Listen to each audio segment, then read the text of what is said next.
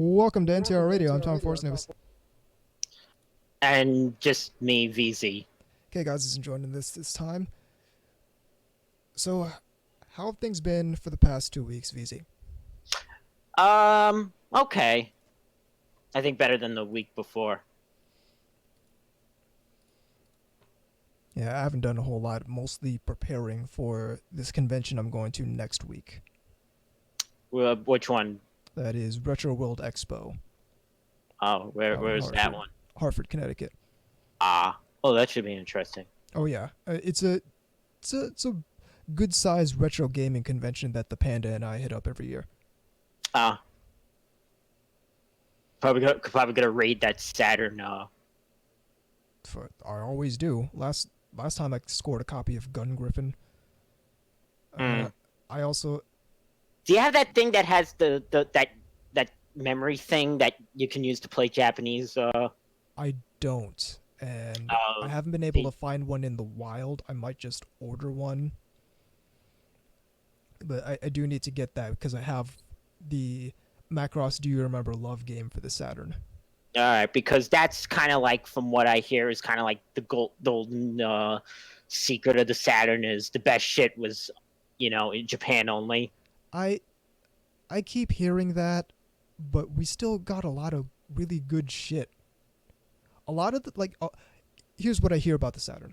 A lot of the complaints I hear about the Saturn are coming from people who are really into JRPGs and shmups, which I understand. Yeah.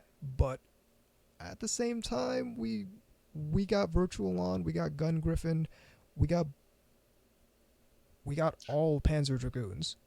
Look then you can find that one that has Salamander and Salamander 2 on it.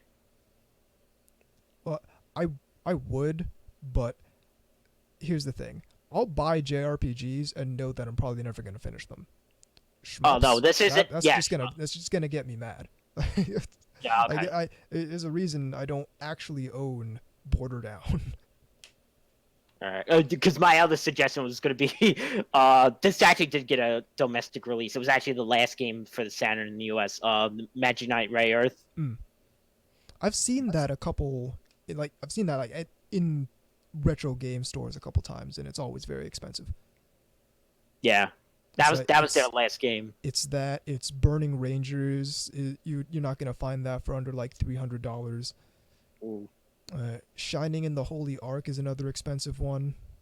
What about Shining Wisdom? Because I love that cover. It might actually be Shining Wisdom I'm talking about. I think that's the one. If it has the girl with the cleavage, then in the night, then listen. That's what stood out to me in the ads in the 90s. Okay, yeah, it's Shining Wisdom I'm talking about. Okay, thank you. All right, so that's probably expensive. Yeah, that's always expensive. Albert Odyssey, you're not gonna find that for less than $100-something. Albert Odyssey, is that the one that? Oh no. What's the one with like the rodent thing that was kind of like Sonic? That had a crystal theme to it. No clue. No idea what you're talking about. Started with an A. Might be Albert. Not ringing a bell. All right. I don't know anything about Albert Odyssey. All I know is that it's for the Sega Saturn and it's expensive. There's a lot of good Saturn games out here are still pretty reasonably priced. You can probably find Virtual On for a good $30. I think I got Sonic 3D Blast for a good $30, and that's the best version of that game. Don't argue with me, because you're not gonna win. Yeah. Oh, I found it. Astal. Yeah, never heard of that one. Oh, really? That was one of the ones that got There, I'll put it in the chat. So I'm surprised because that was kind of like from.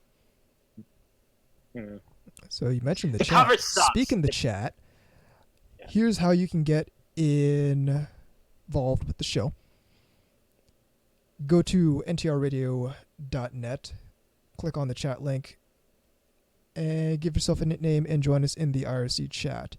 Alternatively, take your favorite IRC client, point it at irc.ryzen.net, and join us in the pound or hash SLC Media channel. In addition, you can get at us on Twitter at VZMK2, at TEAnubis, at NTR_radio, and as always, the email address to get involved with the show is ntrradio@gmail.com. So actually, funny story about the Sega Saturn. I just, a couple weeks ago, actually replaced the battery in mine. Because I had this thing for years, and it's never had a functioning battery, at least as long as I've had it. So I actually just went in back. It's one of these little button batteries, replaced it. So now it has internal system memory again, and it won't forget what day it is every time I turn it on. Actually, a funny story about that. You know the CDI? Yeah. You know, the system with the bad Zelda games. Yep. Well, unlike what you just did, you can't take out the battery when it runs out. Unless you like sit there and carve out from like the chip or something. Gee, and everyone, okay, all right. Here's a problem I've been having. Why does everyone shit on Sega all the time? Good question. I mean, maybe because they had a bunch of instead of dedicating one at a time. I heard that a lot. Okay, well, at the tail end of the NAS era, it was basically a foregone conclusion that the Genesis was the superior console, especially compared to the NES. Yeah, especially there. When compared to the SNES, that's a bit more of a toss-up. As far as I know and as far as I understand, you got a greater variety of games on the Genesis, simply to the fact that Nintendo had the whole family-friendly thing going on. Yeah. The Saturn was hard to program for. That much is understood. The Dreamcast didn't really have much wrong with it other than being easy to pirate. And just came out at the time when PlayStation 2 came out. Well, that's nothing against the Dreamcast. PlayStation 2 had two things going in its favor. One, it had the fact that everyone was upset about the Sega Saturn, and two, it had the DVD player. Well, another thing happened with the Saturn was, again, it was less about the people then. It was more about the retailers being pissed off because it was supposed to be released at one time, but then they had a set date. But then they were like, no, we're going to release it early, and that kind of pissed off the retailers. Well, at the same time, their hand was forced because Sony played dirty like they always do. Oh, because, they were scared about the PlayStation. Well, the reason they were scared about the PlayStation was because that E3, Sega went in and did their whole presentation about the Sega Saturn. It was very impressive. And they announced the price, and that was all set. And then Sony's thing was to step up to the podium and just announce a price $100 less than the Sega Saturn. Well, I remember the Saturn being very expensive at the time, like $400, which is why I never got it at the time. That's why Sony was able to play dirty like they did. Was okay, we're not gonna show anything substantive. We're just gonna step up to the plate and say we're $100 less than the other guy. This isn't the last time they do something like this, by the way. Sony are a bunch of... Okay, so here's the rant. Nintendo are a bunch of scumbags. Sony are a bunch of incompetent scumbags. So, back during the history lesson, back during the Nintendo Sega war, like the the NES Genesis War and the SNES Genesis War. The console wars. Nintendo. It was my personal Vietnam. Let's see if anyone gets that reference. Well, Nintendo they had a vast majority market share in the console market. Yes, Nintendo. Even though Sega Master System was actually technically better. Good point. So, how did Nintendo maintain this market share in the face of superior competition, not only with the Master System, but with the Genesis as well? Go ahead. I want to hear your guess, because this is you're only allowed to make games for us type of thing. That's one thing. Whereas one thing Sega, which still goes on, but go on. Sega was more at the time which is funny because by the N64 era, it became everyone dropped Nintendo as the third party as making third party games on the N64 instead went to Sony. Oh yeah. But at the time, so most of the games that were on the Sega Master System were Sega games. Right. I think it was that. That's certainly an element of it, but here's it's funny. Here's the thing. Also did. Go ahead. No, I just wanted to add that even though I had a Genesis and a Game Gear, I never had the Sega CD because that never went on sale under $200. Even in because I got the Genesis in 1993. It never went. The Sega CD never went below 200. Well, realistically, it probably didn't have time to go below 200. Yeah. Also, truthfully, there wasn't a lot of incentive other than wanting Sonic CD. There's 7 games on the Sega CD, and again, I'm the Sega guy, and I'll even say that. But here's what Nintendo did back in the day. Okay. So, say Walmart, major retailers like Walmart, they'd have their video game section, and don't use Walmart as an example, only because Walmart is actually fairly new. Walmart came into market. I'm saying Walmart and major retailers like Walmart. All right, you should probably say Toys R Us. Major retailers. Okay. Would have their video game section, and a certain percentage of it will be taken up by Nintendo. Often near 100% of that. And a lot of these places, they wanted to carry Sega, but when it came time to call Nintendo and say, hey, we're gonna give you a little less shelf space and put Sega stuff here, Nintendo would be like, well, maybe you might not get the next shipment of Nintendo games. So they're basically extorting these retailers into selling a vast majority of Nintendo products, to the point where a lot of people didn't know Sega was a real big thing for quite a while. So here's what Sega did. And here's why Sega are geniuses, and why we're all worse off by them being out of the console market. What they do is and it was this one place as an example, but they would rent out a building basically across the street from the retailer, and just set up a Sega Genesis demo facility where they'd have a bunch of Sega Genesis set up and say, hey, come play some Sega games. No charge, nothing.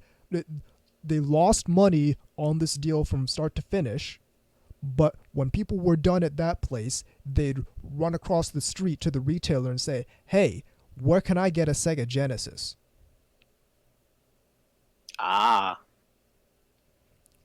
Which is how Sega even survived that whole console war. Sega shouldn't have lasted as long as it did. people say, "Oh, Sega gone too soon with the Dreamcast." Sega shouldn't have survived the Genesis because Nintendo was such a powerhouse back then. There's also the issue where during the early 90s, a certain organization had sent a tape to Congress containing video footage of a whole lot of very violent games on the Sega Genesis. Yeah. Night Trap. Yep. Nobody talks about that. Nobody talks about the fact that Nintendo tried to get violent video games banned because they didn't want to compete with the Saturn without... They didn't want to sacrifice the very dumb family-friendly thing to compete with the Saturn, with the Genesis. Yeah, even though they kind of would be hypocrites and then do Conker's Bad Fur Day. Well, they know they can't compete with that, which is why they sent violent Genesis games to Congress to try and get them banned. They're a bunch of scumbags. And I say this with no irony, no uncertain terms. Nintendo are a bunch of scumbags. They're good at business. They're very good at business. But they're a bunch of scumbags, and that should be acknowledged. Yeah. I only had one Nintendo thing, and that was a Game Boy Color. If we're counting handhelds, then yeah, I've had a Game Boy Pocket, a Game Boy Color, 2 Game Boy Colors actually. I had the see-through purple one, and now I have the dull gold Pikachu edition of the Game Boy Color. I had the teal one. A couple friends of mine had the teal one. I had the Game Boy Advance, and I had a Nintendo DS, the original one, the big silver one. But the first home console of Nintendo's I owned was the Wii, which my family played for like 2 months and never saw the light of day again until we gave it away to someone who would probably go on to play it for about 2 months and it would never see the light of day again. That's what happens to Nintendo Wiis. See, I didn't have a Nintendo, like an NES. Everyone else but me did. I actually had the underrated. It's kind of underrated, even though it couldn't compete when the Nintendo came out. The 7800 Nintendo Atari. That's actually a really good 8-bit thing. It's just by the time that what happened. Well, there was a thing. It was supposed to come out in '84, I think. Got pushed back to '86.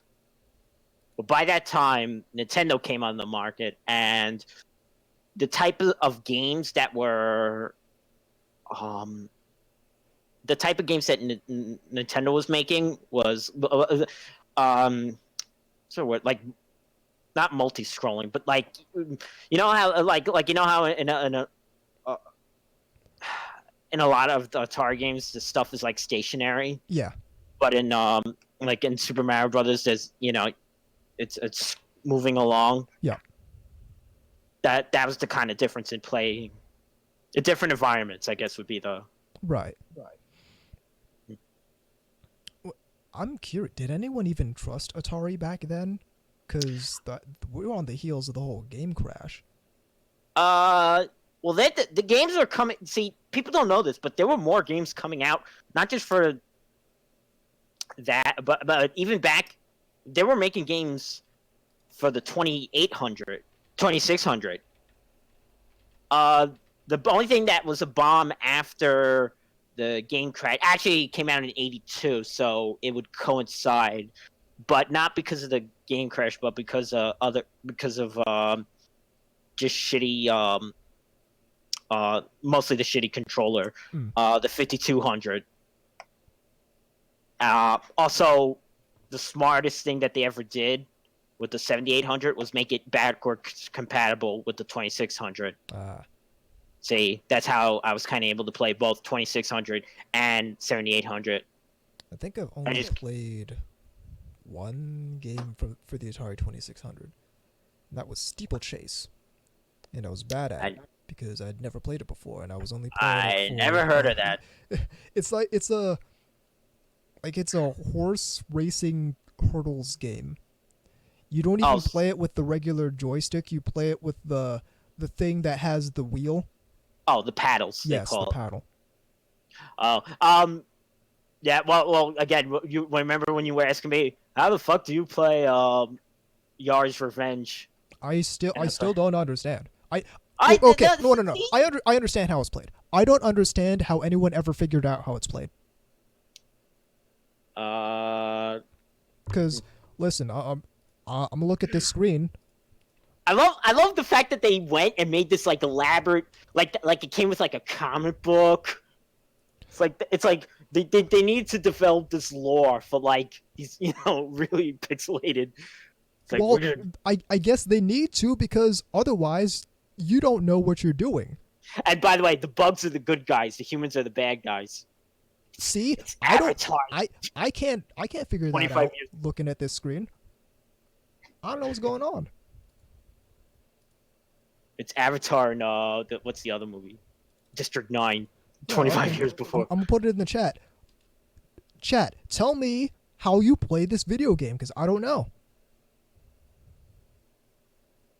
Like, there's nothing about this that looks remotely playable. Well, I do know that they took like they made a remake of it. You know that? And if I'm not mistaken, it's nothing at all like the original game. Yeah, because I think it came out on like the Xbox Live Arcade or something like that. Yeah, that's what I see here. Yeah.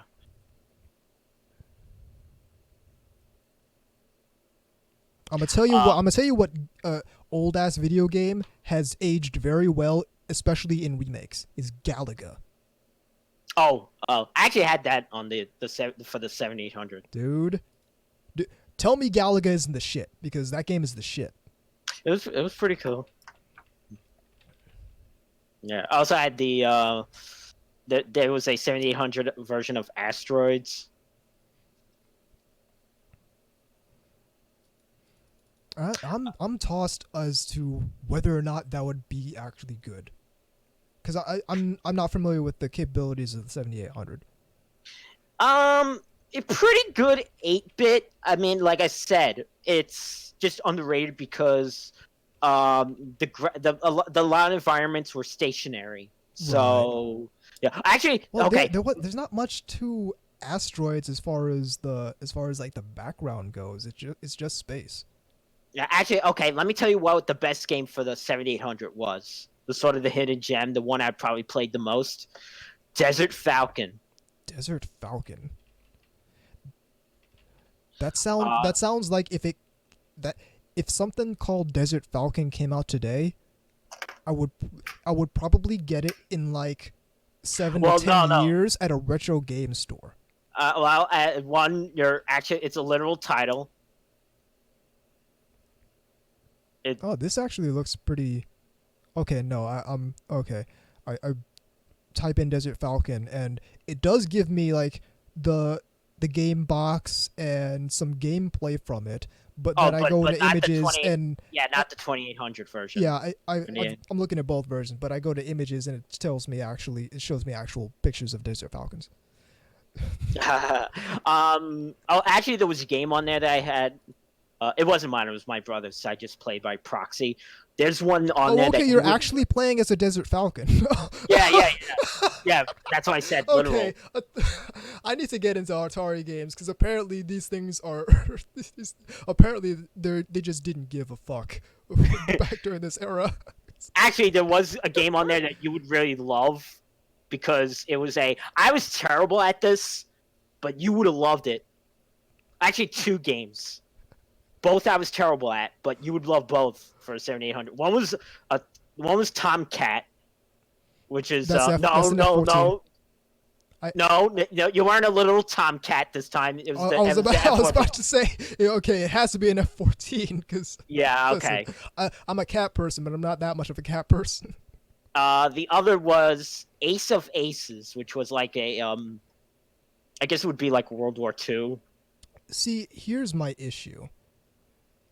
Because I go to the retro game store that's a couple towns over every now and again, and they have this game for the NES called I forgot what it's even called, but it's a fighter jet game, and I don't know how we're gonna play a fighter jet game with 4 direction buttons and an A and a B. I don't know how that happens. Well, it's not the Top Gun game for the NES that was kind of apparently really hard to play back in the day. Yeah.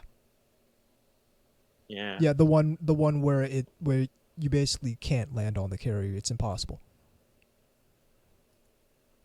Like landing on the carrier in Top Gun for the NES is harder than actually landing on a carrier in real life. It wasn't the game 1943 or 42. No, that's just a regular ass shmup. I'm looking at it right now. It's called Ultimate Air Combat for the NES. You know, it was funny. See, they had all these stupid peripherals, Nintendo, back then. Sega had the stupid peripherals too. Sega got really crazy with the stupid peripherals, and I say they're stupid, but I actually really like them. Look up the U-Force for the Nintendo. All right, where you use your hands. Oh, one of those things. Yeah, it's like even more. It's like an even more absurd version of the Power Glove. The Power Glove, yeah. I know Sega had something like this. Or I think Sega had something like this. Yeah, that was called the Activator. Yeah. Where, yeah, it was made for like fighting games. Yeah. Like, oh, you could kick, but probably didn't never work the way. No, we still haven't gotten full body motion controls all set. I'm pretty sure that entire concept has been abandoned at least for 2 console generations. Because the Kinect was the closest thing we ever got, and nobody used that properly is the problem. But no, Sega did have quite a few stupid peripherals, especially with the Saturn. And again, I say they're stupid, but I actually do really like some of them.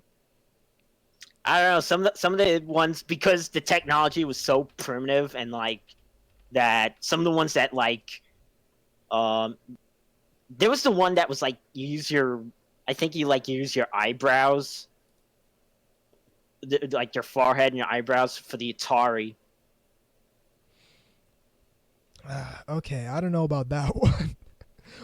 When I talk about Sega's stupid peripherals, number one, I'm being tongue in cheek, and number 2, I'm talking about stuff that are actual controllers. Yeah. As opposed to this dumb conceptual stuff like the Power Glove and the Activator. Okay, actually, there was a controller for the Atari that would be illegal to sell today. Uh-oh. Because it had mercury. Oh, fun. It was like a motion control thing, and it had mercury in it. 1980s. No product regulations. Sell mercury to kids. Market mercury to kids. Didn't they used to actually do that? Like they used to market mercury as like a toy. I think probably it was either they marketed it as a toy or like kids just basically played with it as a toy. I know kids played with it as a toy. Yeah, I think kids just played with it as a. Yeah. I actually have a thermometer in my room that I think probably has a little mercury in it. That's bad. You should probably get rid of it. I don't know why anyone owns a mercury thermometer anymore. It's not necessary. We have liquid crystal displays now. We don't have to do the pressurized. We don't have to do the pressurized liquid thing anymore. We've got technology. Yeah, but it's on my wall. It's not bothering, Yeah, until that stuff pops, and it's like, hey. Yeah. Well, to be fair, it's like fluorescent lights contain mercury too, and we don't. Yeah. Like nobody has ever cared about those. Yeah, that's all right. You know, listen, I get blood tests all the time. I'm fairly healthy, so I'll tell you when there's something. But anyway, let me talk about let's talk about the stuff we're watching. Yeah, let's talk about anime on this anime podcast. Yeah. So I haven't watched a damn thing, so you can go on. Well, everything but Mommy Isekai has ended. Gotcha. So I finished O Maidens in Your Savage Season. Yeah, that was all right. Not gonna watch it again. No, not the show. I was hoping, because it started that way, to be Hatsukoi Limited. Oh. What's the other one I watched? What's the other ones I've been watching? Oh, Astro Lost in Space. That was great. That was my favorite show this season. Yeah, that one I definitely need to catch up on. Yeah, really. Also, the last episode was like an hour-long episode. Ooh. It was like a double episode. So, yeah, the first and the last episode are like that. Gotcha. So it's almost like 14 episodes worth of content. Right. And and Dumbbell, that was the other one I finished. It's another one I need to catch up on. That was all right. All right, season. I think the next season's gonna have some interesting stuff. I know it's way out there, but the winter season is gonna be amazing. Winter, like in January. But I'm also rewatching Mirror Tights because the Blu-ray rip is out. I actually do need to sit down and watch that show. That Yeah. show Oh, is right that. up my Yeah. alley. Yeah. Oh, yes. Yes, you do. Well. Listen. I'm telling you. One day they're gonna do a short form on anime, and it's just gonna be about Toilet Chan. Toilet Chan the animation coming spring 2018. 2018. 2028. 2020. Every episode has to go to the toilet. Little musings to herself. And then it ends with a flush. But in one episode, oh no, someone's in there. So I actually did I'm about halfway through the first volume of Komi-san Can't Communicate. The manga for that. Yeah. And I'm enjoying it. It's very cute. It's very cute and heartwarming. Don't pay attention to the fan base, which is part of what we're going to talk about in the next segment. But yeah, don't pay attention to people. Is that gonna have an anime for it? I guarantee you it'll have an anime. Guaranteed. Listen, I predicted the Goblin Slayer anime. I predicted, what other anime did I predict?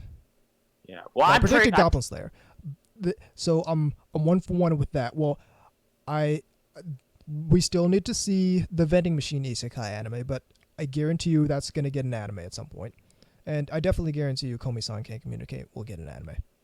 Well, I'm waiting for I'm predicting the Gohan Gal anime. And that's just coming out, right? Like that's still in progress? You mean manga? Well, yeah, because the manga. Yeah, because they do these things when the manga is still running. Yeah. Yeah. Yeah, so that's a possibility.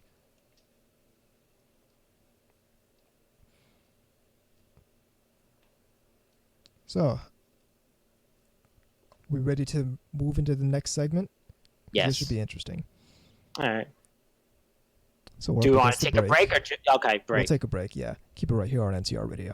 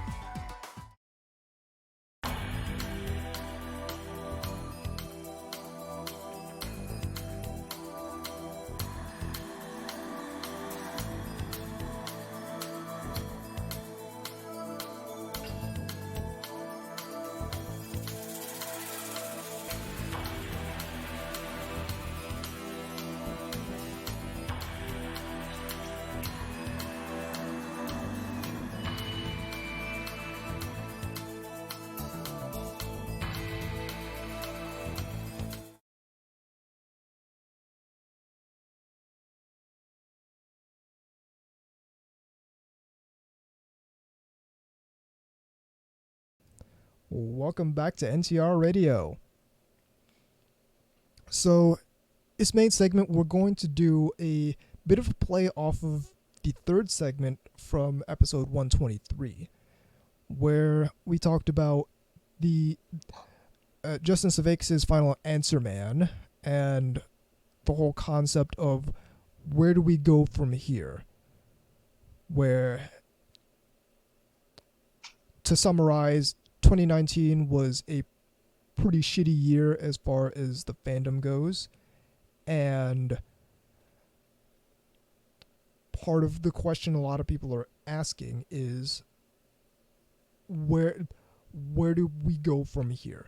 Where, like, what do we need to do to bring this back to a more positive paradigm?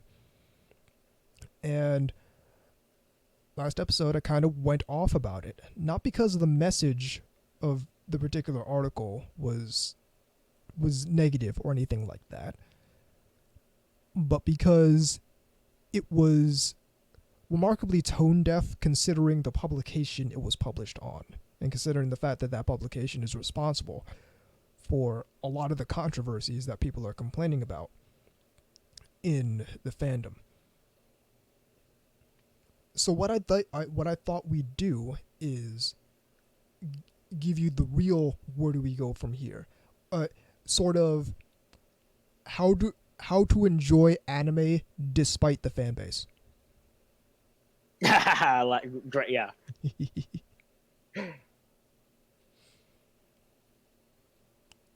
So here's part of the issue, and here's a major part of the issue, quite frankly.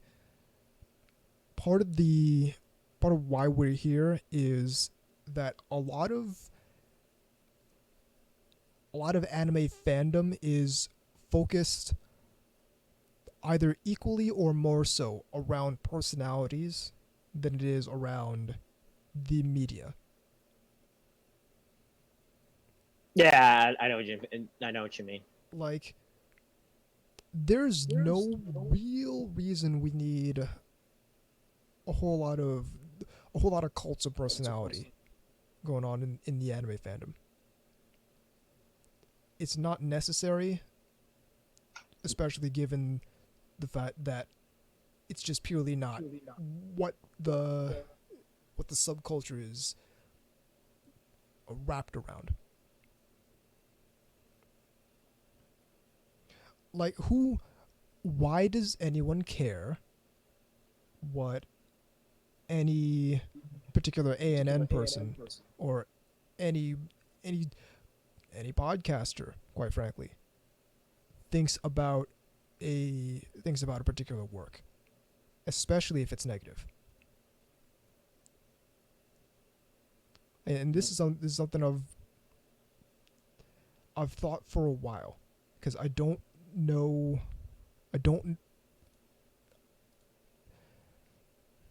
really know how this came to be, other than a lot of people basically grasped at social power around, or like they came in at an opportune time and in an opportune position and used that to exert social power on other people. Well, yeah, we kind of, I won't say names, but we kind of know who's the opinion leaders, because they came at that right time. And when you break it down, it's like 15 people who are responsible for a lot of the negative paradigms going on in the anime subculture right now. Yeah, 15 to 20, I would say. 15, 20 being generous, 15 being moderate, even. But here's part of the thing that I've never understood, and this goes back to the Vic thing and whatnot. I don't get where this cult of personality surrounding voice actors came from. Oh, okay. Well, that's a good one. That's a good discussion. I know exactly what happened. Because there's a lot of people who they don't have any. They're very interested in anime, but they don't have an actual discernible talent. And so they really kind of cling on. They kind of grasp for one that one minuscule thing that they think, even though in actuality it's not achievable, of working in the anime industry, and that's voice acting. The English anime voice acting. I can understand that. I can understand that to an extent. Well, one, you're using logic. This isn't basically a logic. Well, I don't even think it's a logic thing. I don't know what the appeal of these people is to people who don't have aspirations of doing the same thing. So there's a lot of people who have zero aspirations of being a voice actor at all.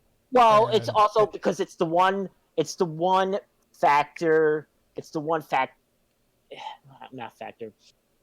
It's the one like the closest thing that they can touch, but see. I hope not touch. In the industry side, you know what I mean? Because they can't. They're obviously not going to be working on the shows. Not going to be drawing for the shows. They're not. But it's the one thing that they can see locally at their conventions. That's part of the shows that they're into. Even though I couldn't give a fuck about English voice actors. Sorry. I mean that makes sense, and make no mistake, I have two figures that are signed by English voice actors. I appreciate their talent, but I think the cult of personality thing is a bit much, and I think it's done a considerable amount, especially this year, a considerable amount of damage to the fan base. So that's an element where I think it'd be healthier for people to separate from the people and get back into the media. There's definitely a degree of appreciation to be had for the people who've made the media what it is, whether you're talking about the original or whether you're talking about the dub. But I think that there's a cult of personality that these people cultivate, that these people are willing to feed, willing to invest in, because that becomes better than them. But what that really does, if repeated over the long term, is set a bunch of wedges between people, because then you start to okay, you're following them on Twitter, so now you're ingesting all their political opinions that you don't really need to involve yourself in. But because this person is such a low-level hero, you start being inclined to agree with them because you want to be seen as a good person by them. It's a thing that people don't think happens to them, but because they don't think it happens to them, they're actually more susceptible to it happening to them. Is the influence coming down from on high from these personalities who know they're doing it and do it deliberately. So it's and this is basically going to be the theme of this segment, is get back into the media, because become interested. Go back into the thing that you, rather than incendiary things or auxiliary things that don't really matter with it, but rather than because then it's like it doesn't become about the shows anymore. Well, here's the thing, and this this is the genius part of it. None of this stuff would exist without the media. Like, there wouldn't be these voice actors without anime. There wouldn't be these opinion leaders without anime. There wouldn't be these YouTubers and all this stuff if anime didn't exist first. So when you're paying attention to all the personalities and all the fan base and the people, you're paying attention to something that's completely secondary and does not exist independently. You're fundamentally one level below what caused us all to be here in the first place, which is the anime. And like, that's part of what I'm trying to do with the Yashike. Is like, okay, what can we learn instead of trying to learn stuff from the personalities, because a lot of those people will fundamentally steer you wrong because it's in their interest to not steer you wrong in their eyes, but steer you more toward their point of view. So instead of those people, what can we learn from Farokano? What can we learn from Amagami SS? What can we learn from No Game No Life, which is an article I'm working on? Going back to the media and saying, okay, what can we get out of this to help us? What can you learn from better people? What can you learn from Popotan besides the fan service? There's actually a lot you can learn from Popotan. People don't want to talk about that because people don't want to talk about that because of these opinion leaders, and because a lot of these opinion leaders have very outspoken opinions on anime that they don't actually know very much about and that didn't pay attention to clearly. So yeah, what can we learn from Popotan? Because a lot of these things have important messages that we're not getting because we're relying on all these human beings with their own perspectives and their own opinions to give us the real, when they're fundamentally not inclined to give us the real. It's not going to happen that way.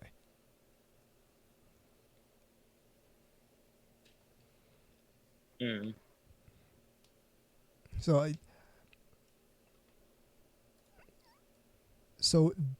that's the concept. Is here another example. So this is something I put up on Iyashike's Twitter a couple weeks ago, maybe a week and a half ago, something like that. Mm. It was, and I want to quote it directly because it's important I do this because I don't want to get myself wrong. That would just be very shameful. Oh yeah, okay, here we go. So, controversy-obsessed anime fan says, Shield Hero, Kick Vic, Nazis, politics. Controversy-obsessed anime fan says, man, why am I so depressed? Fandom doesn't seem fun anymore. So you have all these people who are spending their time paying attention to all this stuff that's making them mad. And then they wonder why they feel so bad every time they want to talk about every time it comes time to talk about anime. I know what you're saying. It's because those fans follow those opinion leaders. It's because they keep paying attention to all this stuff that isn't the media they like. Yeah, well that's what I'm saying. Because they've so invested into listening to the wrong people. Yeah, exactly. They've rather than either I'm not even saying like, oh, they should listen to us type of thing, but listen to themselves, their own opinion rather than how about see the show? How about check out the things that people find controversial and then like sort of see for yourself Um, what is it? And maybe there is something. I mean, here's the thing. I don't necessarily want to become a personality, quote unquote. No, I know what you. Even if I do, all I'm gonna tell people is watch the media. It's like, don't. Okay, yeah, sure. Listen to me if you feel like it's necessary to listen to me. Listen to me. Watch the media. Go watch the media. Watch the media. Read the media. Watch the anime. Read the manga. Read the light novel. Play the visual novel. Like, do the thing that we're all here to do. The only thing you're losing out on to me. time. Yeah. It's like. But then you might get something rewarding out of that time. It's like, wow, I'm glad I. Well, it's like, yeah, don't waste your time. I'm not gonna sit here telling you what to do. I don't need you to champion my pet causes for me, unless that cause is read the light novel, watch the anime, play the visual novel. Like, that's the whole thing. Is like, spend your time wisely. Don't wait. If the shit's making you miserable, don't waste your time paying attention to it all the time. Dive deep into the media. Dive deep into the anime. Or just spend 2 weeks. Like, unfortunately, I think get back up from Twitter for 2 weeks. That's exactly just what watch shit. Yeah, I was going to say that. I think it's because of the sort of the sort of paying too much attention of social media that they've become. Where now again, I've done various things to sort of lock out the aspect as much of lock out the aspects I don't want to see on social media. Oh yeah, and that's something we talked about on this podcast before. There are a lot of ways that you can aggressively curate your social media feed so you see less stuff that you fundamentally don't want to see, less stuff that makes you mad. So that's definitely an option, and that keeps you being able to use Twitter. That just takes some work though, and a lot of people aren't willing to do that work. So what I'm saying is 2 weeks, no Twitter. Finish like 5 anime. Watch some shit that you've been wanting to watch for a while. Yeah. Or even rewatch something you haven't seen in a long time to sort of rekindle that passion that, Rewatch one of your old favorites. Every couple years, I just watch a ton of Nadesco. Watch like half of Nadesco at least. I remember one time I just came back from work and ended up finishing all but like 5 episodes of Nadesco all in a row. Because it's a great anime. I love Nadesco, and if I start watching it, I'm just gonna keep watching it. I really tried to like that show. I mean, it has things there that I liked. I just couldn't get into the comedy aspect. See, I thought the comedy aspect was one of the best aspects of it. That's one of the best executed comedy anime in my opinion. I love the opening. I like Ruri. I love Geki Ganger 3. And I think the designs for the mecha were kind of good. But other than that, I just couldn't get into it. And again, the ending for the anime was like a non-ending. Well, the ending is definitely one of the show's weakest points, and it's also definitely the case that the whole thing where you had to play the Sega Saturn game in order to understand what's going on in the movie, wasn't a fan of that. Yeah, that too.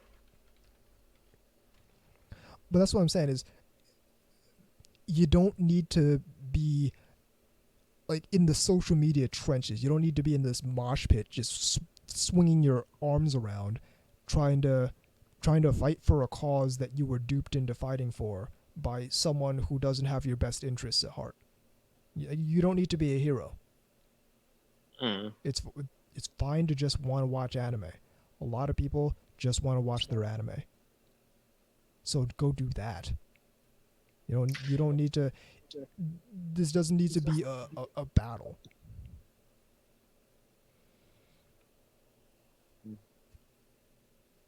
No. Because at the end of the day, it's like,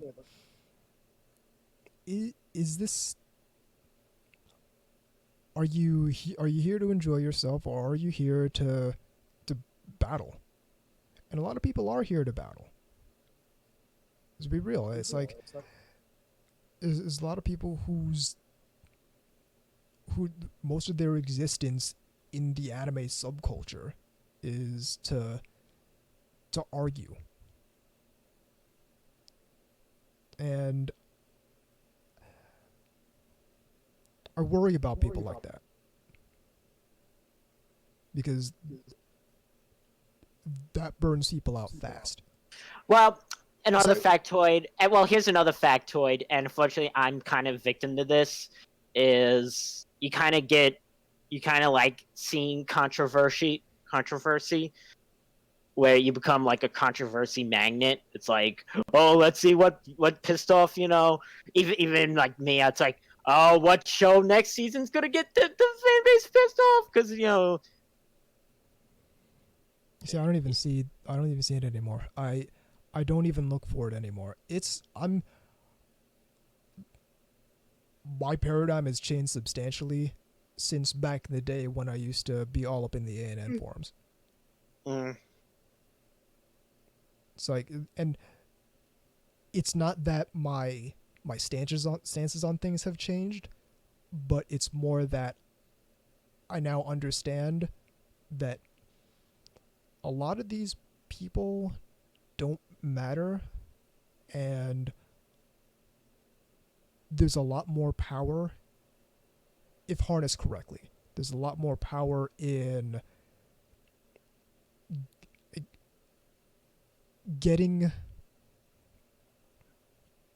there's a lot more power in people like us just big upping the stuff we like. Because all this other bullshit, this shield hero thing, or this Vic thing, or bringing politics into stuff, it doesn't create anything. It doesn't create value. It only creates value for the people up on high who are using it for social capital. And that's ill-gotten value. That's value taken from the subculture. What brings value to the subculture is, okay, I just got it's on that shelf over there. I just got myself a Utahaka Sumigaoka figure from Saikano. So what that means is Good Smile Company made a few $100s off of my business, but off of me basically. So that money's gonna get churned around in the industry. So that's creating value. What creates value is, and talking about social media, what creates value is when you're saying, oh, hey, here's this anime that's airing this season. I really like this character. I'm looking forward to seeing where it goes. Like expressing positivity about the stuff you like, and like only paying attention to the stuff you like. Because when you're paying attention to the stuff you hate, you're actually fundamentally disrespecting the stuff that's trying to make you happy. And so that when you big up the stuff you like, when you big up the stuff that makes you happy, what that does is that creates value. It creates value because it has the chance to get more people on board with that show. And the more people get on board with the show, the better a chance it has at being successful. The better a chance it has at being successful, the more money it's going to make. The more money it makes, the more value is added to the industry from that. Whereas if you spend 6 months complaining about Shield Hero, How many, like, See, I would love to ask someone because talking to me, it's it's like I don't partake in it, but I would love to know what someone who with that type of mentality, what they think in sort of you know. well, I don't converse with these people, but what I think part of it is they have Neither this do they have this mentality where they have to be a hero, where they have to call it out. They have a responsibility to Yeah, well, call it's out the call the out bad culture. stuff. I And have to give. my whole thing is the only thing you can possibly be doing is adding value to Shield Hero. Because Yeah, who's wouldn't you gonna be doing? stop watching Shield Hero because some rando on Twitter is mad and has been mad for the past 6 months because Shield Hero exists.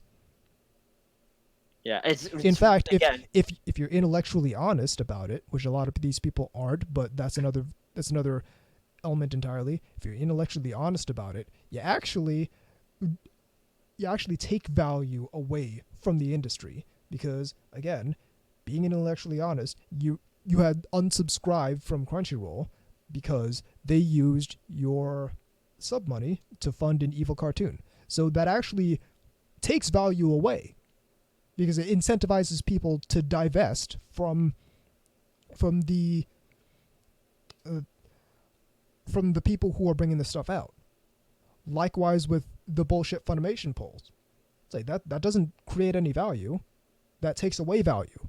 Bullshit Because, Funimation poll. yeah, the stuff like Hajime no Gal and Maid Dragon and Prison School, that doesn't create any value at all. In fact, Oh, yeah. I know what you mean. It takes away value because now I'm no longer giving my money to Funimation. That money isn't making it into the industry anymore, except if it makes it into the hands of Sentai Filmworks or Discotheque Media or Right Stuff.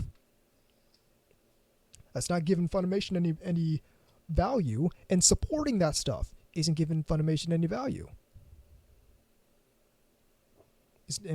It's not giving anything any value. All it does is take value away because it makes the subculture look like it's no fun to be in. When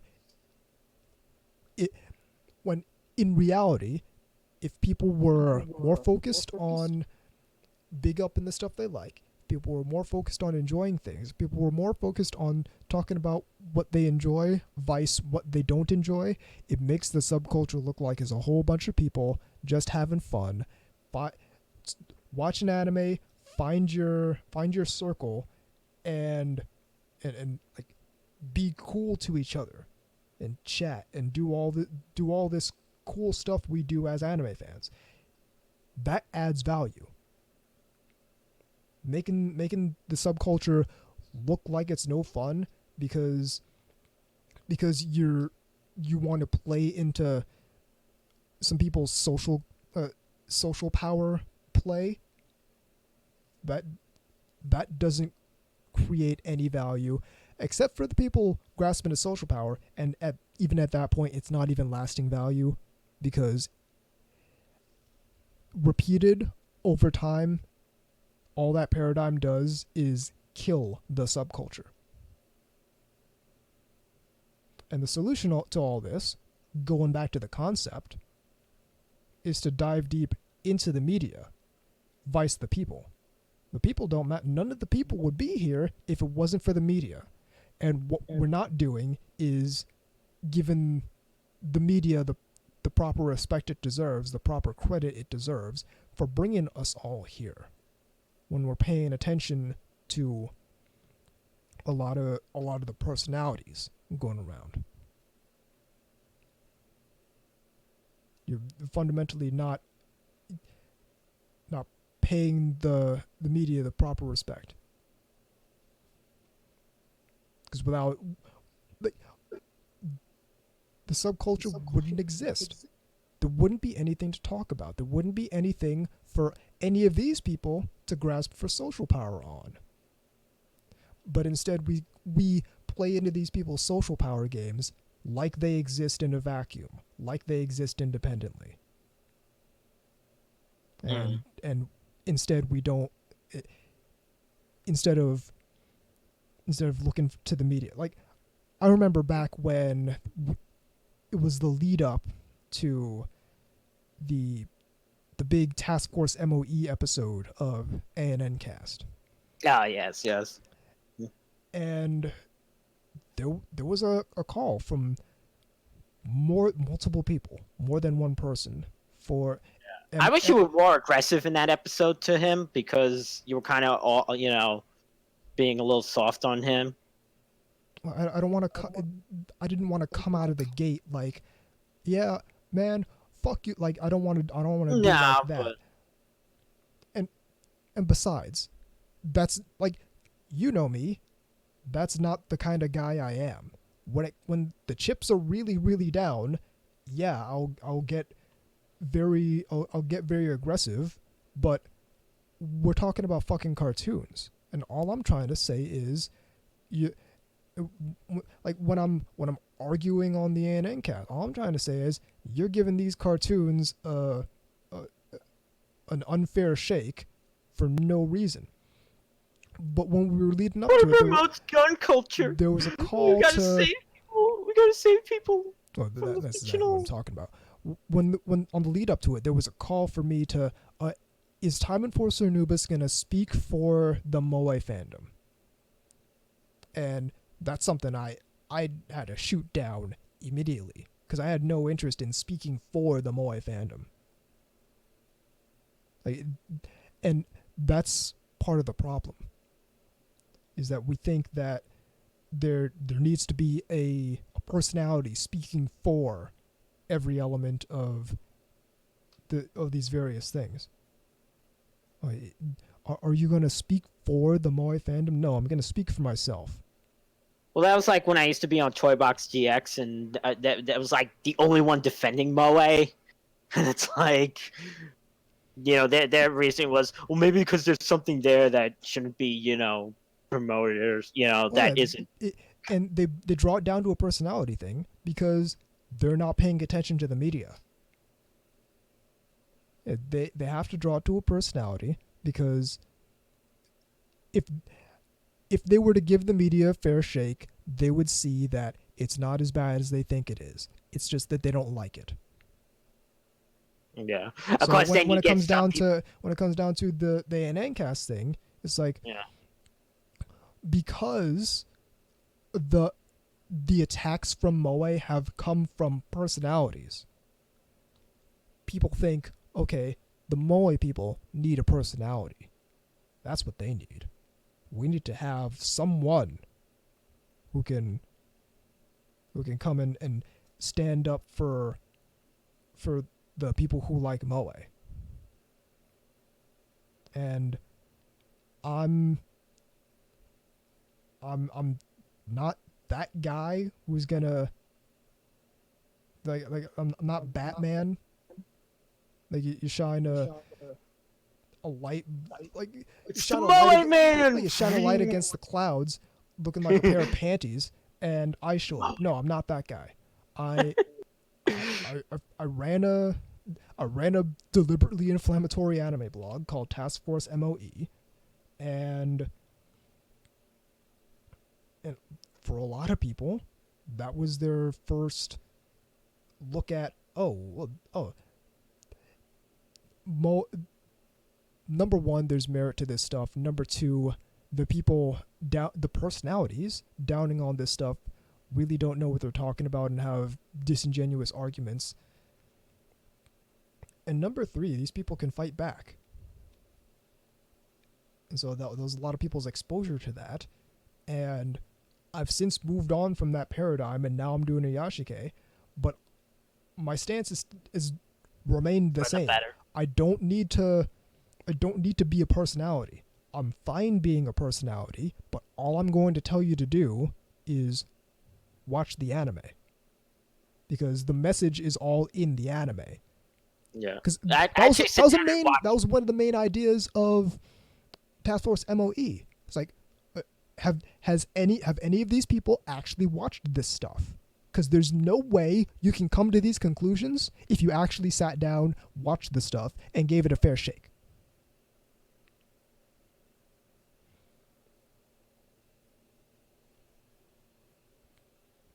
You were saying something? I forgot. Yeah, basically, sit down and actually watch Popoton. And give it a fair shake. Don't watch it like, oh, okay, I'm about to watch this lowly anime bullshit. No, give it a fair shake. Actually sit down and watch it. Or if you don't want to watch it, that's fine. But don't shit on it because they watch it. They're participating in something illegal and illicit. That's the other thing. If you feel that's the case, like, that's a dumb perspective. But go on. You know just don't try and down on people because they like an anime you don't like. And I'm like, if someone said that, it's like, you do know that Genion and then Sentai Filmworks licensed Popotan. Yep. You do know that Funimation has released Strike Witches. Yep. Both are right here on my shelf. Yes. But that's the problem. Is that people expect personalities. And listen, that's not to say that all personalities are bad. There's personalities I like. You're probably not going to see a whole lot of them in these places that anime personalities hang out because they're, number one, they're out here doing shit, and number two, the brand of stuff they do is less conducive to the type of arguing that takes place on places like social media. But it's like, I like Danny Chu. So I unironically, a lot of people have problems with him for some reason, but I unironically think he's a great example of what can happen when you let unmitigated passion just just run with it. If you just tumble down the hill of unmitigated passion. So the dude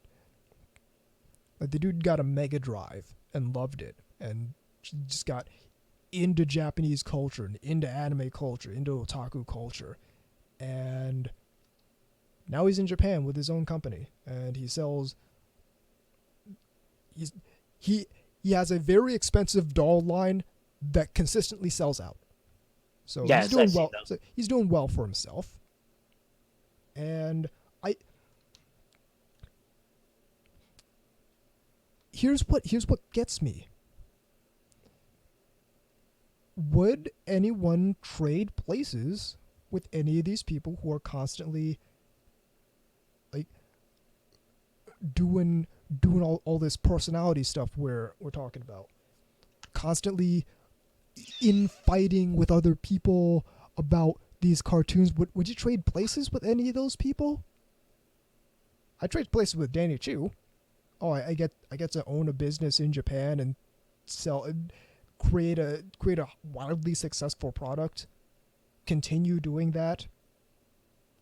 I get to go to conventions where people come out to see me. I get to do all that. You don't fucking see Danny Chu engaging in this bullshit. Would you trade places with Jacob Grady? Oh, you get to run the most successful hentai business in the United States. You get to have worldwide distribution rights to Wani Magazine works.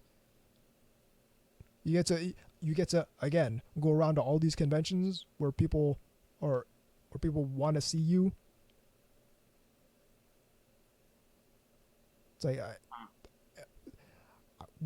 would you trade places with? Would you trade places? I don't even want to name some of these names because number one, a lot of them are so outside my consciousness that I don't even really know. And two, a lot of them are just the people who don't matter. But would you trade places with any of these people who you constantly see on the warpath for no reason about cartoons? Would you trade places with those people? Like, especially when the alternative is Danny Chu and Jake McGrady and a whole bunch of people who are successful. And do people not think that a lot of these successful people who don't engage in this kind of bullshit, do people think that there isn't a correlation there? Do people think there isn't some kind of connection with not engaging in dumb bullshit that wastes your time, brings your mood down, and that's like creates no value, and being wildly successful? Do people not think there's a connection there? That's why James Rolfe has been successful as Angry Video Game Nerd, because he doesn't engage with the low hanging fruit of social media. Yep. Yeah. Do people think there's not a connection? Because there is. Don't waste your time on dumb shit that's gonna. Number one, it wastes your time. It brings your mood down, so you're able to do less because you're depressed all the time, because somehow some thought leader tricked you into caring about Shield Hero when you otherwise would never have paid attention to it because it's not an anime you like. So drill down on the anime you like. Like, why not do that over paying attention to shit you hate all the time just because you think it'll make you a hero? It's just a wild paradigm to me. I don't get hate watching. I don't get being on all these controversies. I get it for some people because they make money off of it. There's YouTubers out here who are just closely following the Kick Vic thing, and they're making money off it. And I understand that. I don't necessarily respect it. I don't think it's healthy, but they're making money. I can't hate on the fact that they're making money. But all these Twitter people deeply engaging in this stuff, like all the people up in these voice actors mentions talking about all the Vic stuff, are you making any money off of that? Because if you're not, why aren't you watching anime right now? You should, and unless you're making some sort of tangible value, why are you doing it? Because we're tearing down the patriarchy. Always do something that's giving you value. Well, unfortunately, in their mind, they see that as value because they're, as you said, it's they think they're being just and I get that, but they're lying to themselves, man.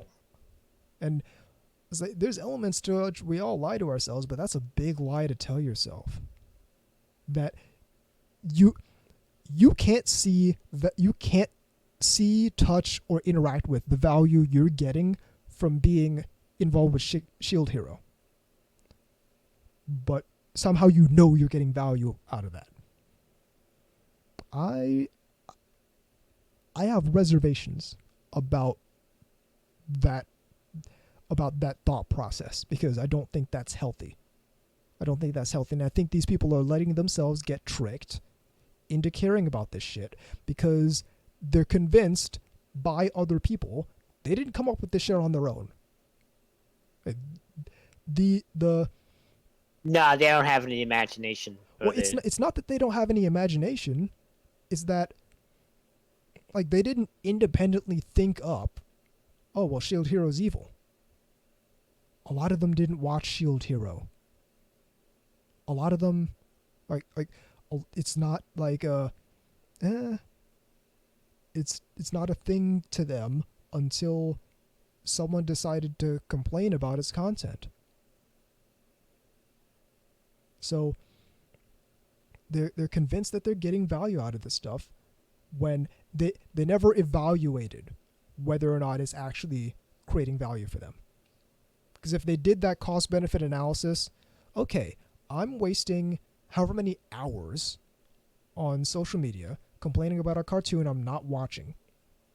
What's that doing for me? What am I getting out of that?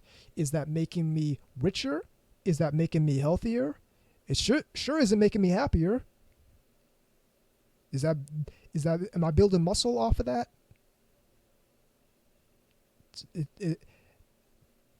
Figure out what value that's giving. And if the answer is 0,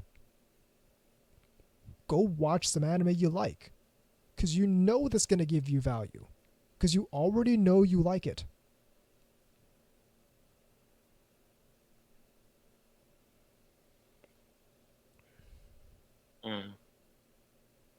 Again, the whole thing is wild to me, and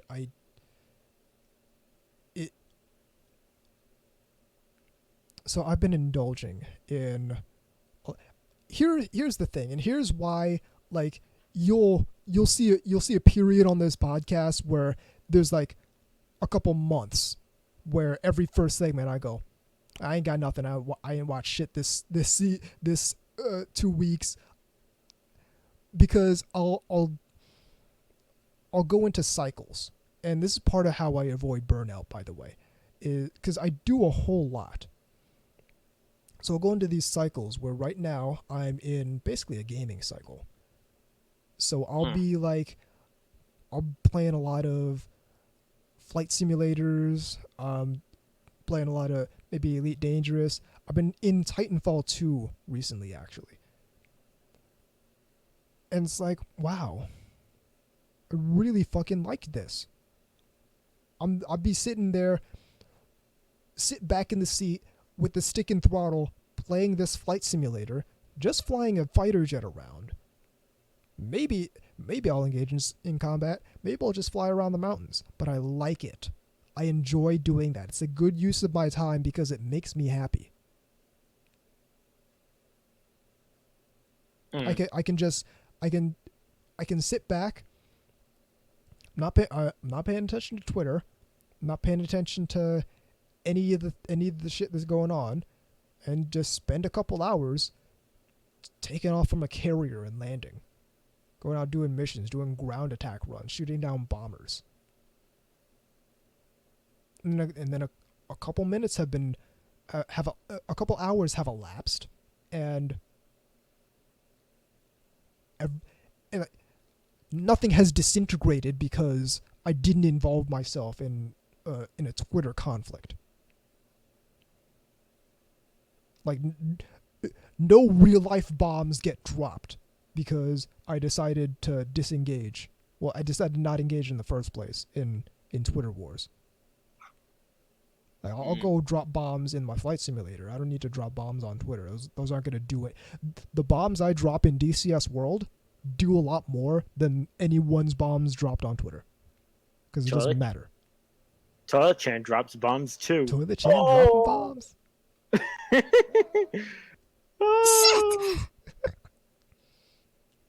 But I'm so terrible. But yeah, nothing is gonna go away.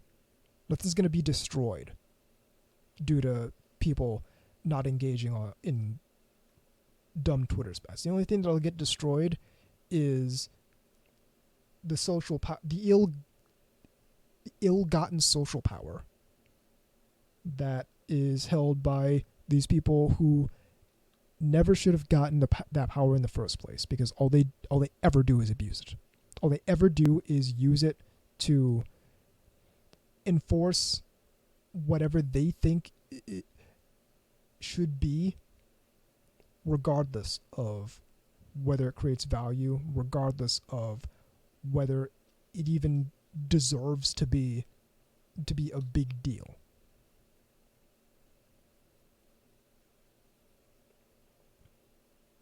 It's a ridiculous paradigm, and people need to get back to the reason why we're all here. Get back to our roots. rein it in, so we can so this subculture can look like we're having fun again, because we're supposed to be having fun, and a lot of people are having fun, so we need to broadcast that and stop relying on these personalities to give us direction, because it's not going to come from them. Proper direction is not going to come from them, unless your personalities are Time Enforcer Anubis and VZ Mark II, because we're just going to tell you to watch the anime.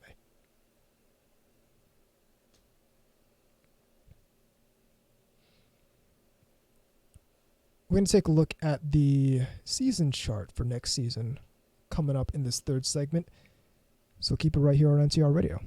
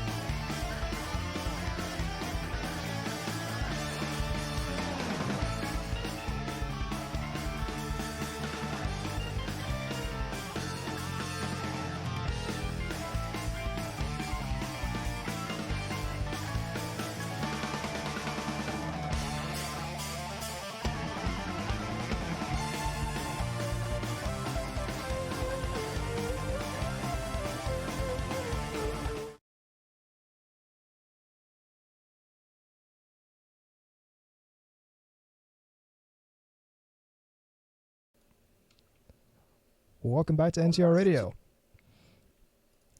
So, we're going to do the season chart for fall 2019, because that's coming up. Yeah, I haven't done one of those in a long time. Yes, indeed. You're going to go to anychart.net/fall-2019. And what you're going to do is you're going to click the little arrow at the far right and you're going to sort it by title. So, let's get to it. Actors Song Connection. Actors Songs Connection. Studio Drive.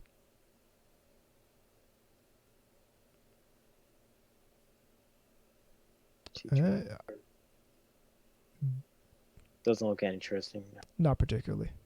Yeah.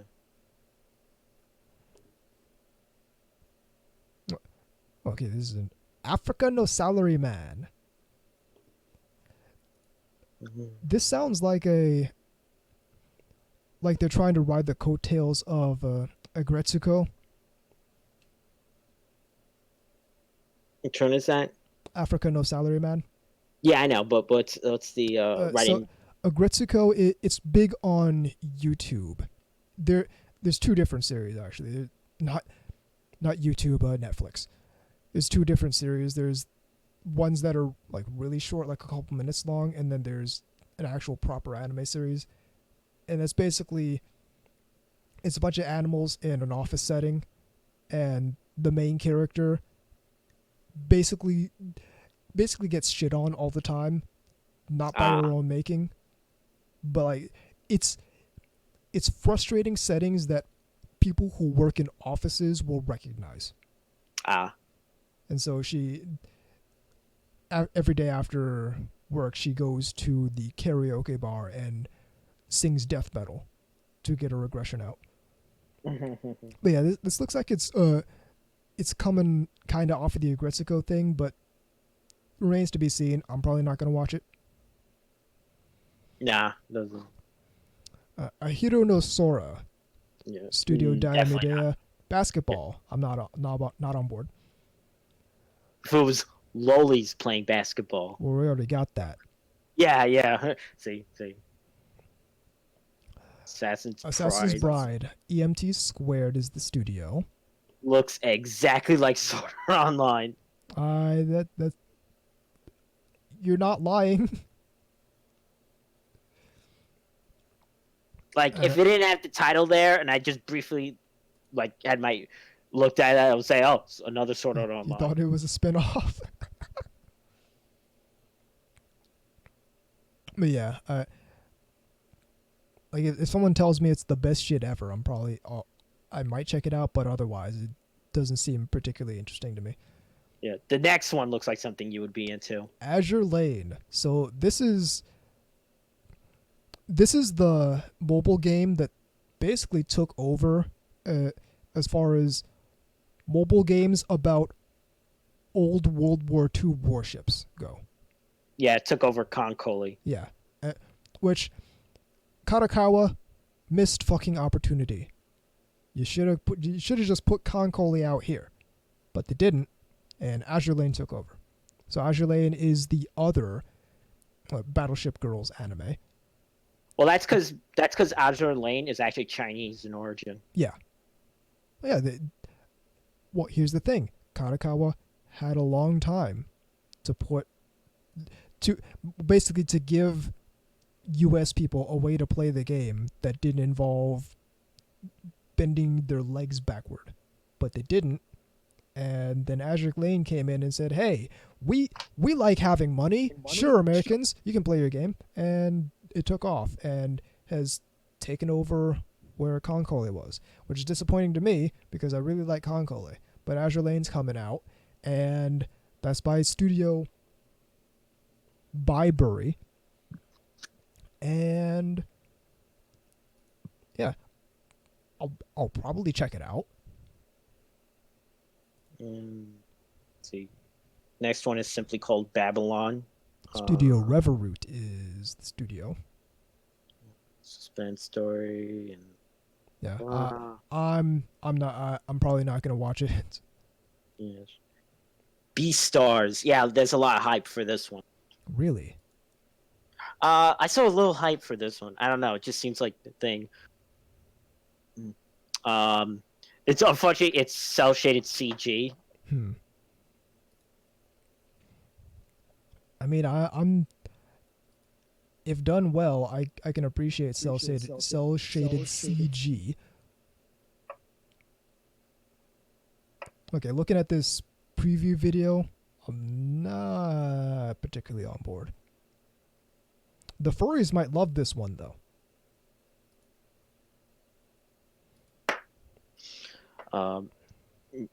My Hero Academia 4. Yep. More My Hero Academia. Something I never got into. Me neither. Bochu Watai, Benko ga Denkeiki Guy 2. Yeah, that's a second season to a show. I never watched the first one. If anyone tells me it's something I should see. Oh, okay. This is We Never Learn. This is one I wanted to check out, but I never got around to. Third season of Chihaya Furu, Yep. which is that thing about that Get card game. Yep. The poems. Yep. Studio Madhouse. Okay. It's one of those titles. One of those Sure. titles. See if I can get this on the first try. Chojin Kokose Tachi wa isekai demo yoyu de ikinuku yo desu. What's the fucking translation of this? High school prodigies have it easy even in another world. I think I might have seen the light novel for this at the bookstore. This reminds me, like, just looking at that title, this reminds me of that show, Problem Children Are Coming from Another World, Aren't They? Mm. Which was very similar in premise to No Game, No Life. The next one is Shunibo Geki Hatsuboi. High school boy just transferred school. She has a encounter with boys suffering from Chunibo. So this is kind of like Chunibo, Chunibo anime, but with a male lead as the Chunibo. This actually sounds great. Looking at the description, this actually sounds really good. I might check this one out. So, like, okay, yeah, I'm in a new school. Who are my classmates? They're all fucking weird dudes. Fairy Gone 2. Never even know there was a Fairy I don't Gone even know 1. what the first Fairy Gone is. I like the uniforms, but I don't know what's going on. Fate Grand Order Zettai Maiju Sensei Babylonia. My Fate? question is, more Fate. Call me when they animate Passion Lip. Okay. Just call me when they say, we're doing the thing with Passion Lip from Fate Grand Order. Okay. Cloverworks is the studio. Yeah. More Grand Blue Fantasy coming out. Mappa is the studio. Is that any good, Grand Blue? Because I've seen some of the designs. It looks kind of interesting. I don't know. I've seen, like, that's one of those things that is becoming a big mobile game here. I don't know a whole lot about it. All right, if anyone tells me this is something I should check out, no one in the chat is talking. Because, like, do you watch a lot of fantasy adventure anime? The thing about me, fantasy is most of my experience with fantasy anime is mostly older stuff. Yeah, exactly. So it's to me. I'm not saying it's something that shouldn't be done, because obviously I was watching Mami Isekai from this season. Of course. But to me, it's that thing that's coincidentally early 90s. You know? Well, yeah, it's like Record of Lodoss War will always be a classic. Yeah, even though I never saw a Record of Lodoss War, but I know of it. You need to hit up some Record of Lodoss War. Here's my thing. I've made it a life mission to to basically consume all media that begins with the words record of and ends with the word war. So Record of Lodoss War, I have Record of Agrest War on the Xbox 360. There's Record of Grand Crest War that came out a few seasons ago and you need to watch. Alright. Anyway, Gundam Build Divers Re-Rise coming out next season. Studio Sunrise, of course. This is definitely watching. I mean, first off, I'm really liking that they got some obscure designs like this one from Turn A Gundam. It's that black and green one. Black and green one. Yeah. Oh, that's the walking dumpling. That's yeah, it. That's dude. Do they even? And this is me no, being. There's no this is kit. me being. I was about to say this is me being ignorant. I don't think they came out with a kit for that one. No, they didn't. Not even in the when Turn A Gundam was out originally. That's hilarious. Yeah, I'm watching the preview. There it is. I haven't seen one of those since I watched Turn A Gundam.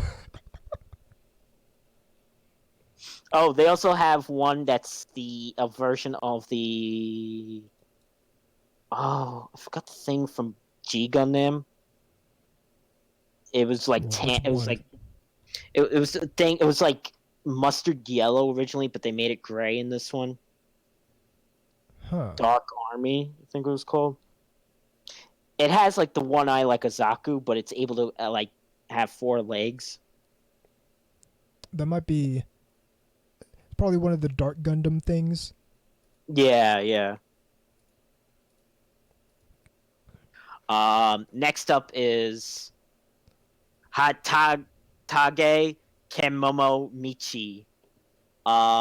So this one I'm actually kind of intrigued by. I don't know if I'm gonna watch it, but at least I'm a little intrigued. This is a wrestler goes into the isekai world. Wrestling isekai. Dude, I'm loving this isekai trend. I'm serious. And there's a character that looks exactly like Mina Tempest from what's that show? Dancing the Vampire Bun. Dude, I'm watching this preview video. This guy is just got neck chopped an orc. He's about to suplex the princess. I can tell you I'm probably not going to watch it next season, but the premise is hilarious. I'm telling you, this isekai thing has legs. All they need to do is come up with a gimmick and put isekai at the end of it.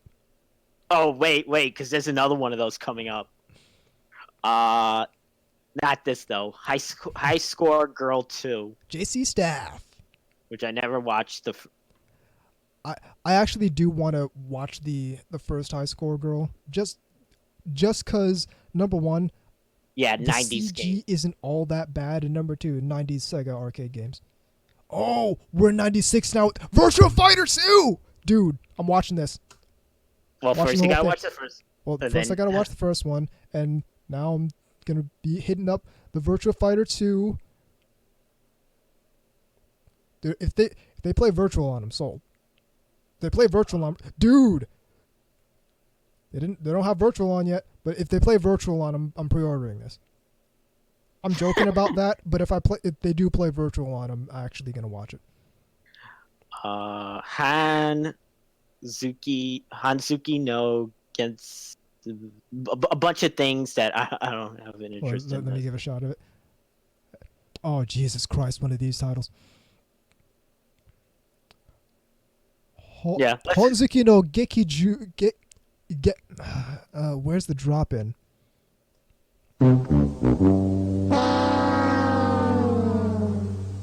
Hanzuki no Gekukujo. Shisho ni taru Shisho no ni naru tame ni washudan. What the fuck is this? I need to zoom in. Erandairaremasen. Listen, I'm good with the light novels being adapted and whatnot. I'm not good with these light novel titles. I thought this trend died out 2 years ago. The English title is Ascendance of a Bookworm. I'll do anything to be a librarian. Next. Hoshi Anai no Sora, which is Tennis. Yeah. Coming of age. Boys in junior high school. Yeah, nah, that's okay. Hokago Saikoro Club. This actually, just looking at the picture, this looks interesting. It could be. Could be. I know. Oh, okay, they're playing German board games. Which is a genre, by the way. Okay. I'm not lying to you. It's a specific genre of board games. And now I'm going to read you German fairy tales. There once was a boy who sucked his thumb. And his mother cut off his thumbs. See, my thing is, I'm into tabletop, but I'm not that into tabletop. If they were playing BattleTech, I'd be on board, and it would be kind of hilarious given the whole thing going on with BattleTech and Harmony Gold. Anyway, Leiden Films is the studio for that one. Next up, we got Kabukicho Sherlock, Production IG. Mystery comedy anime. I think I'm all set. That's alright. Kaiju Step Wandabada. Yeah, this is basically Kaiju the Ultraman series drawn really cutesy. Usagi.O is the studio for that one. Here we go. This is one of the ones I'm definitely for. I like it from the title alone. Kandagawa Jet Girls, Studio TNK. Yes. And I'm going to take a look at this preview. All right. Cute girls, I like it.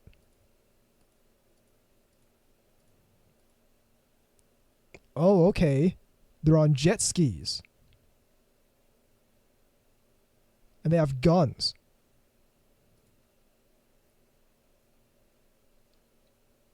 They have jet skis and they have laser rifles. I don't know what's going on, but that's enough for me to give it a shot. Listen. I'm not hard to please. No. Ken Shicho. You've already got it wrong. Kei Shicho Tokumobu Tokusho Koakuhan Taisaku Shitsudai Nanaka Tokunana. Set in a they didn't even have the English title for it. What's the genre of this even? Doesn't even say. Police. Okay. Well, police is one of the tags. I mean, next. I can go for a good police anime, but it's very, very difficult to get to the caliber of Ghost in the Shell or Patlabor or You're Under Arrest. And that's that's my benchmark for police anime. It's got to be at least as good as any of those, and there's few anime that are going to do that. I still want Moe Girl Police, or even better, we got Loli Police. Okay, we got Moe Girl Police. It's called You're Under Arrest. Okay, Loli Police. It's real good. Loli Police. Well, we can talk about the Loli Police, but You're Under Arrest is real good. What's the studio for this? Because the title is too long and takes up all the box, so you don't see the studio. Is there even a studio? I don't think it lists a studio. It doesn't even list the days that it's being like everything else is. So what I'm convinced at now is pretty much they just put that in there to piss off me specifically. 13. Yeah, okay, 13 days. All right, there we go. Yeah, so all right. Kono Oto Tomare 2. Platinum Vision. I didn't even know there was a 1. Kono Yusha ga Ore Chue Kuse ni Shocho Sugiru by Studio White Fox. Yeah, that's the hero is something like overly powerful but overly cautious, something like that. Yeah, the hero is overpowered but overly cautious. Yes, that's it. That's it. It's another one of those isekai gimmick things. Dude, the isekai thing is taking off, and it's legitimately good, actually. And I'm liking that princess character design.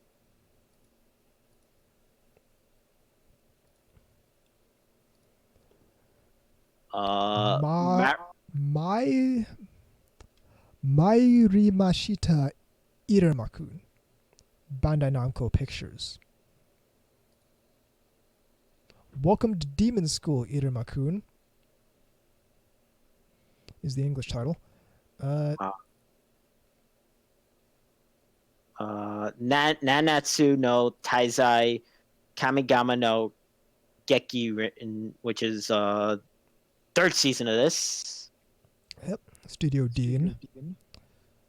Next coming up from Madhouse is No Guns Life. Yes, this is gonna be the Western fan base's thing that's they're gonna fap to. Which the I only might thing check you need it out. to know about this anime is that the dude has a gun for a head. Yes. But read the premise. Read the premise for that one. After the war, there are many extends in the city, people whose bodies were modified to make them into dangerous weapons. Inoue Jusho is one of them, and he has no memories of his life and body before his head was transformed into a gun. Strangely enough, his head gun is designed so that only someone behind him can pull the trigger. Jusho makes a living by taking on cases involving extends in the city, and he is assisted by Mary, an intelligent young woman he has taken under his protection. It's kind of like, the premise kind of reminds me of Nightwalker, the Midnight Detective, which is a vampire anime from the late 90s. It was like the person, like there's a whole bunch of abominations plaguing the city, and this person is one of these abominations, but works with humans to apprehend the other abominations that are bad. Yes. Next one is one I'm definitely gonna check out.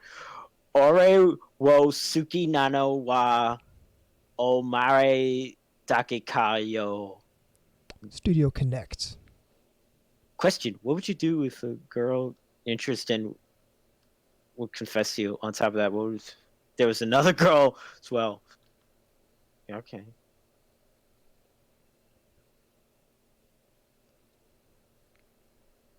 The designs certainly look cute.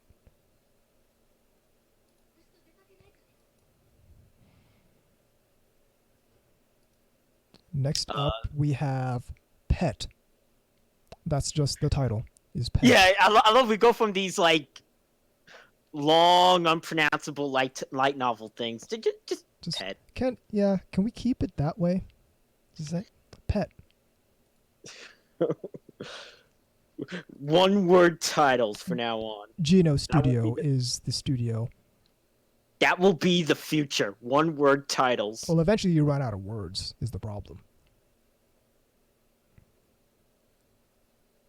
Anyway, nothing about this looks particularly interesting. At least not to me. But the next one up looks interesting to me.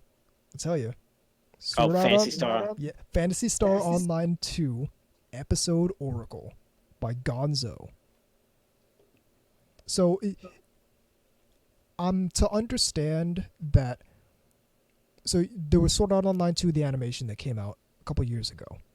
Yeah. I'm to understand that this one is actually going to follow the story of the game, rather than being kind of like another MMORPG anime.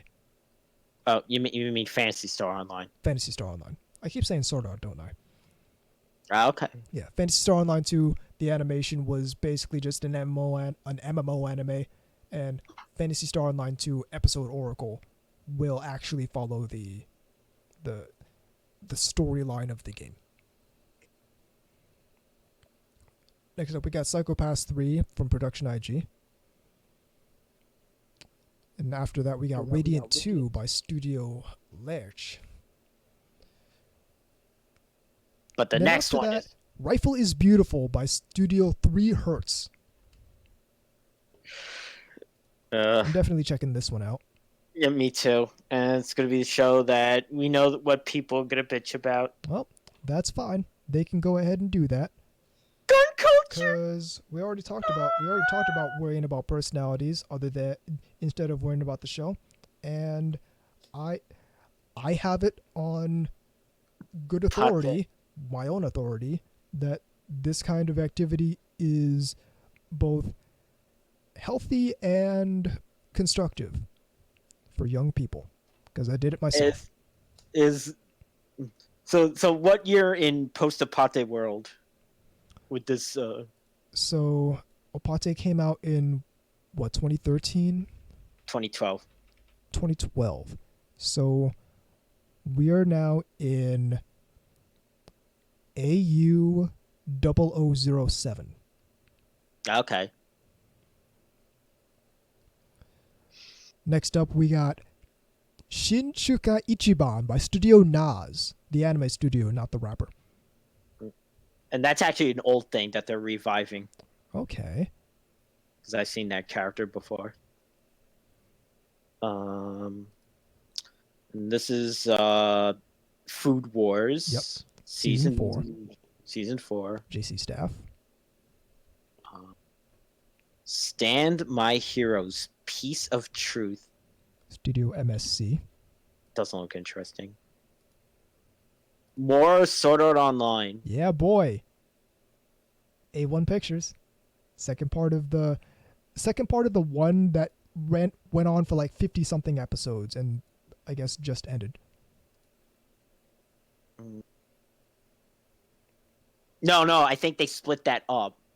I think they took a break and now that's going to be the rest of it. Did they take a break? Because I remember. Okay, yeah, no, okay, yeah, you're right. So this is the other 24 episodes of that anime series. Val X Love by Hoods Entertainment. Doesn't look interesting. Looks very generic. Character designs look all right, but like the premise isn't. Like, I'm not rushing to watch it due to the premise or anything or the genre.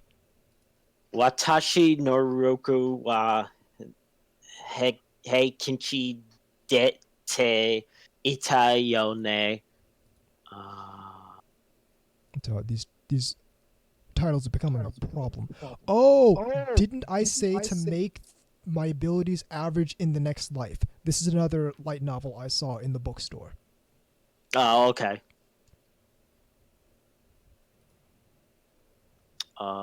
ZX Code Reunion. Studio Passione.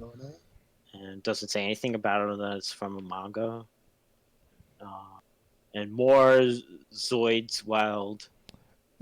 No Zoids series exists past Chaotic Century, so I don't know what you're talking about. Not Chaotic Century, past New Century. So I don't know what you're talking about. Let's see. The only short I'm going to talk about is this one. Tenka Hayaken Meiji Kan I Yokoso. And it is maidens that are physical incarnations of ancient swords. Oh, okay. And holy shit, look at that maid-looking one at the right. You can't miss her. Yeah. Bunch of leftovers. Yep, Dr. Stone. Fire Force. Yep. Vinland Saga. Anything in the movie department. Oh yeah, there's the Reconquista G compilation. That's the first one of 5. We got more Legend of Galactic Heroes coming out. There's the CG Lupin III. The Saikano movie's coming out. Oh yeah, October 26th. Let's go. Anything in the OVA? Oh yeah. They're doing the mini Yuri, and I like the title of this one, Frag Time. That sounds like we're getting ready to play Unreal Tournament. You know what time it is? It's frag time.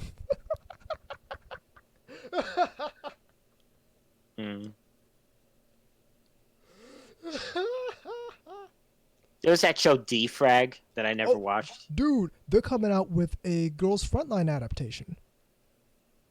Down here, the name of the show is in Chinese because sure, we don't want to, sell this on the actual title that it's based off of, but there's a Girls Frontline adaptation. And listen, I can pronounce Japanese on like a halfway level. I don't know how to pronounce Chinese at all, so you're gonna have to deal with this. Xiao Nu Qianjian Ren Jing Jiao Zhu Chang. It's down at the very bottom of the OVAs, and you wouldn't know it from the title, but it's a Girls Frontline adaptation.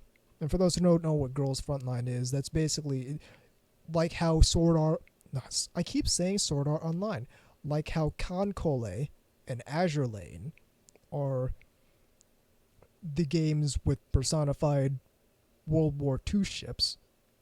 Girls Frontline is the game with personified guns.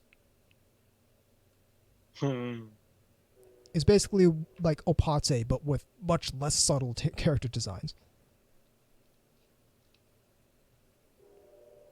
But yeah, so there's going to be an ONA coming out for that, so I might see about checking that out. But otherwise, not a whole lot in the OVA department. No.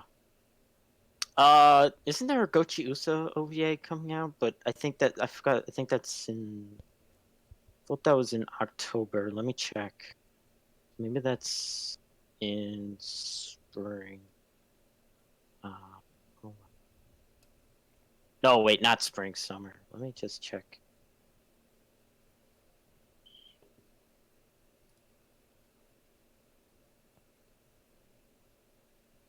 Oh, the anime where they turn the bullet trains into mecha is coming out with a movie. Oh, right.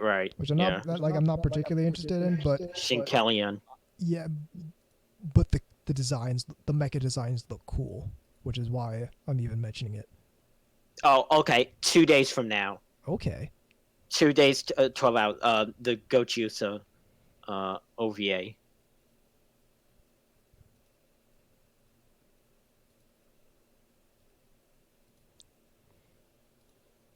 And I think that's it. Yep. So this is going to be a light season for me. I'm not going to watch everything that I said, but there's a couple that I'm interested in. Which is good because I still have stuff to catch up on from this season.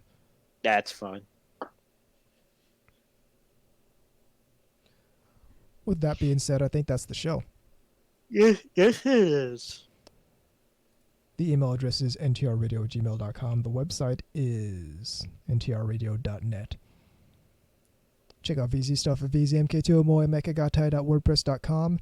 And also check out the Big Book of Idols at thebigbookofIdols.com. VZ also did the t-shirt designs, which can be found at iashike.moe/store. iashike.moe being where I talk about getting back to the media.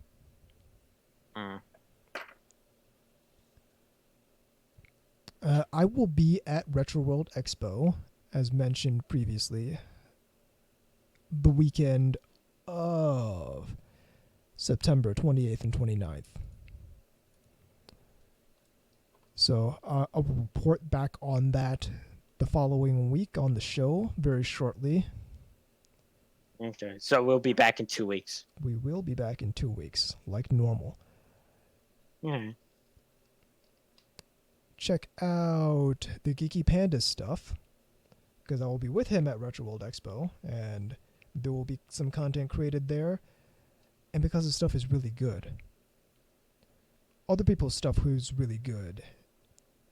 The Bakugaijin Show and Otaku Midnight. So check both of those out. Hit me up on Twitter at TAnubis, VZ up on Twitter at VZMK2, KGods up on Twitter at Immortal_KGods. The show up on Twitter at NTR_radio. I'm Tom Force Anubis. I'm VZ Mark II. And even though we get back to the media every time we say it, this is NTR Radio.